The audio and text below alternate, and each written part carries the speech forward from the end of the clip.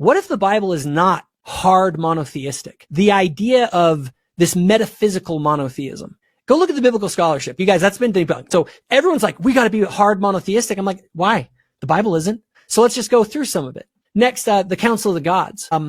Psalm 82. This is obviously Michael Heiser has great work on this, talking about this idea that God has taken his place in the divine council. In the midst of the gods, he holds judgment. Genesis 1, there's multiple involved. So the text itself does not say this is hard monotheism. Now, as we get more into the intertestamental period, is really when the monotheism of the Greek Hellenized world really starts to hit even the Jewish world.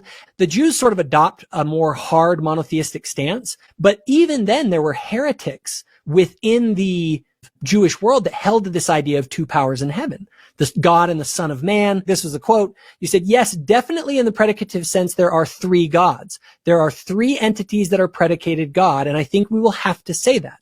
And so a Trinitarian would say, yes, there were other deities that were existing, and the ones that are important are the three perfect deities. The Old Testament shows a monarchical theism, Council of the Gods concept.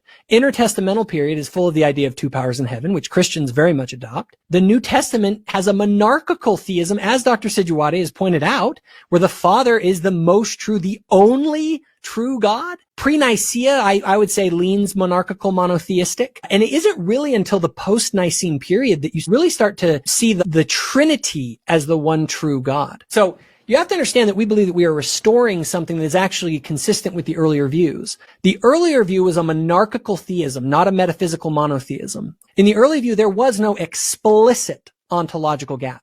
It was just a gap in glory or degrees. The early view held to a subordination of the Son to the Father. In the early view, there was no creation ex nihilo. That's a later thing. The early view would be a God that has parts, passions, isn't this divinely simple, immutable, ineffable thing that later sort of creedal formulations came to. Hold on, Jacob. Like the Bible says there's only one God, right? It's hard metaphysical monotheism. There's the Shema, which says, "Hear, O Israel, the Lord our God, the Lord is one." There's Isaiah 45 that says, "There is no other God apart from me, there is no God. I am the first, I am the last, apart from me, there is no God." Michael Heiser does an excellent job of explaining that we got to be very careful that we don't say that the Jews had a conception that there were no other deities out there, because these statements of there's none like me, there's no one besides me, these are Near East incomparability idioms. They're phrases, they're kind of catchphrases that existed in that time. Babylon says, "Now therefore hear this, you lover of pleasures, who says in your heart, I am, and there is no one beside me."